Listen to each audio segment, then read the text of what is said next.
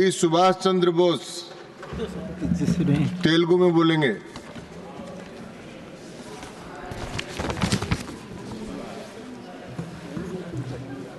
Thank you very much, sir, for giving me the opportunity on presidential address. గౌరవ రాష్ట్రపతి గారు ఉభయ సభలను ఉద్దేశించి పార్లమెంట్ సభలను ఉద్దేశించి చేసే ప్రసంగానికి ధన్యవాదాలు తెలియజేస్తూ అధ్యక్ష, ఈరోజు నాకు ఇచ్చిన ఈ అవకాశంలో అతి ప్రధానమైనటువంటి సమస్య ఆంధ్రప్రదేశ్ రాష్ట్రంలో వ్యవసాయదారులు మరి చాలా సంక్షోభమైన పరిస్థితులు ఉన్నారని తెలియజేయడానికి మరి నాకు అవకాశం ఇచ్చినందుకు చాలా ధన్యవాదాలు. అంత సంక్షోభంలో ఉండడానికి గల కారణాలు ఏమిటి? ఎందుకు ప్రధానంగా వరి పండించే వ్యవసాయదారులు ఎందుకు సంక్షోభంలోకి వెళ్ళిపోతూ ఉన్నారు? దీన్ని అటు కేంద్ర ప్రభుత్వం ఇటు రాష్ట్ర ప్రభుత్వం కూడా ఆదుకోవాల్సిన అవసరం ఉంది. మరి గత ప్రభుత్వంలో గత ముఖ్యమంత్రి గారు శ్రీ వైఎస్ జగన్మోహన్ రెడ్డి గారు ఏవే కార్యక్రమాలు అమలు చేసి రైతులను ఆదుకున్నారు. మరి ఈ ప్రభుత్వం ఎందుకు ఆదుకోవట్లేదు? కారణం ఏంటి?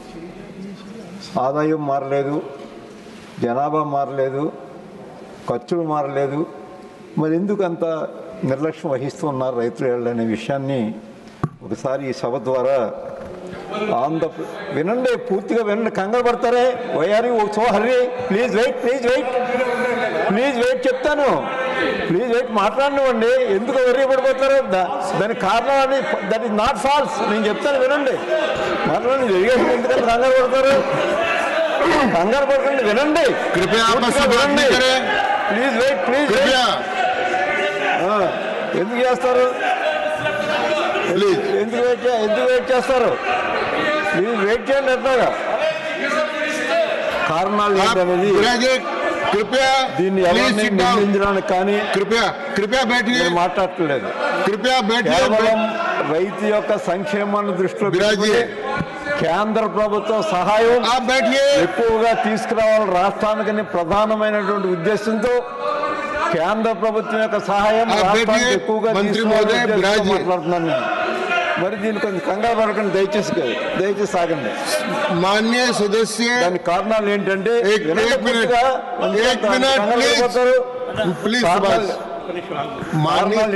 प्लीज माननीय सदस्य बोले, उनको बीच में डिस्टर्ब करना उचित नहीं है, उनको बोलने दीजिए. वो कोई गलत बात करते हैं तो असंसदीय बात होगी तो अपने आप कट जाएगी, और उनके बोलने के बाद में आप अपना कोई प्रतिरोध करना चाहे तो कर सकते हैं. जी हाँ बोलिए. దానికి కారణాలు కూడా చెప్తాను అధ్యక్ష. ఆంధ్రప్రదేశ్లో సముద్ర తీర ప్రాంతం కోస్టల్ లైన్ దాదాపుగా 974 కిలోమీటర్లు ఉంది. అంటే ఆంధ్రప్రదేశ్ స్టేట్ అంతా కూడా the entire state of Andhra Pradesh is in cyclone area.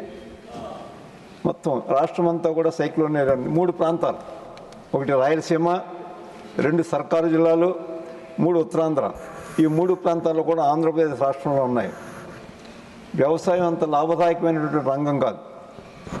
మరి ఈ లాభదాయకమైన రంగం కాదు కాబట్టి దాన్ని ఆదుకోవాల్సిన బాధ్యత ఉన్న ప్రభుత్వాలు కొంచెం నిస్సహాయతతో ఉన్నాయి. కాబట్టి ఈవేళ ప్రధానంగా మరి ప్రస్తావిస్తూ ఉన్నాను. ఇది వారికి ఏం వ్యతిరేకంగా మాట్లాడట్లేదు. కేంద్ర ప్రభుత్వం నుంచి అత్యధికంగా సహాయం రాష్ట్ర ప్రభుత్వ రైతులకు తీసుకురావాలనేదే నా యొక్క ఆకాంక్ష, నా యొక్క అభిలాష కూడా.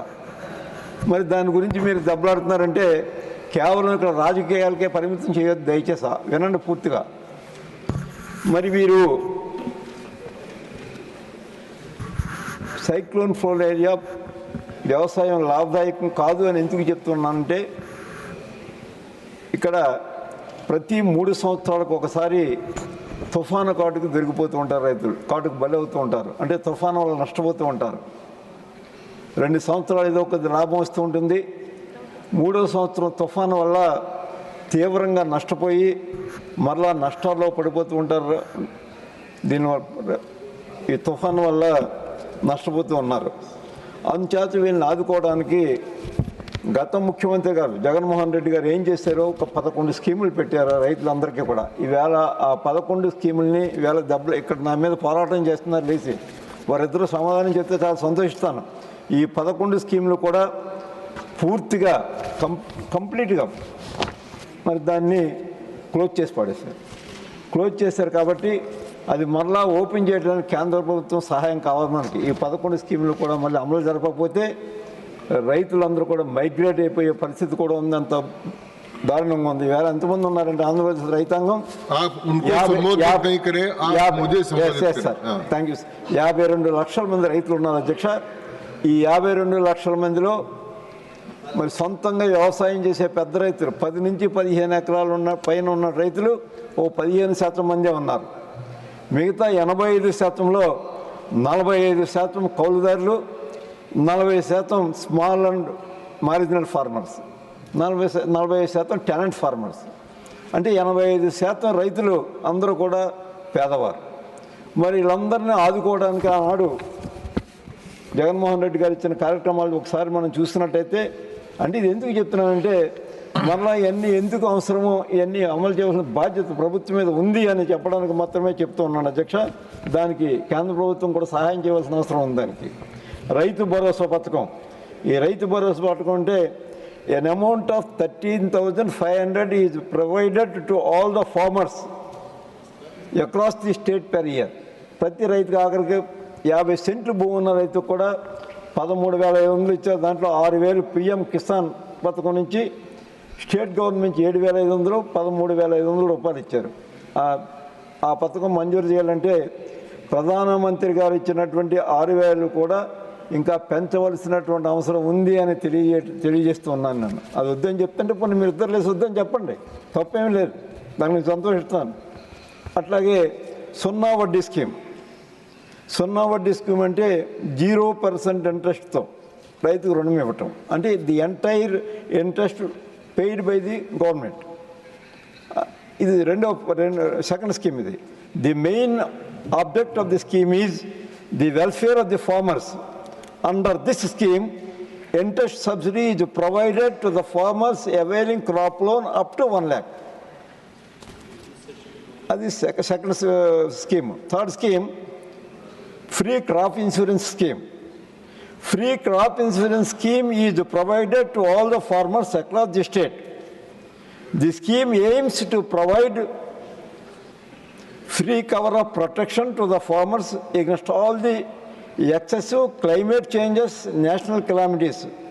For this scheme, the farmer paid only 1 rupee as a token amount for enrollment. Only 1 rupee per acre. మరి ఇటువంటి మంచి స్కీములన్నీ కూడా ఆగిపోతూ ఉన్నాయి కాబట్టి ఈ సభ ద్వారా మా ఆవేదన వ్యక్తం చేస్తున్నాం రైతుల తరఫుగా. అలాగే Jalakala scheme. Under this scheme the farmer got benefit of free borewell from the government across the state. Upland ఏరియాలో సహజంగానే మరి నదీ పరివాహక ప్రాంతాలు కాదని చెప్పారు, వాళ్ళకి ఫ్రీ బోర్వెల్. అలాగే any farmer without existing borewell with land ownership 2.5 acres is eligible. In case sir, very important subject sir, please give me one more minute. Sir, very important sir, ఇది very important. అన్నీ చెప్తానండి, అది చెప్తాను, కంగారు పడతారా? I will tell also, అది చెప్తాను sir. ఇంకాను చెప్తారు, కంగారు పడుతుంది. నువ్వు టైం తీసుకోండి sir. I will not get it by you, sir. Please sit down. Yes, sir. Yes. The object of the Jivakranti scheme. आपका भाषण समाप्त हुआ. Please sit down. The women belongs to SC, please sit down. And also aims to provide social stability to women. नहीं जा रहा है, record में नहीं जा रहा है. Beneficiary women in the age group. Sir, if they had done. एक मिनट मंत्री, please. 11 seats is because lot of the things what they are telling is false. Number one. Number two, आप they have बैठिए, not कृपया used- बैठ जाए, please please बैठिए, आप बैठ जाए। आपका भाषण समाप्त हो गया, आपका भाषण समाप्त हुआ, रिकॉर्ड पर नहीं जा रहा है, nothing going on record, please sit down.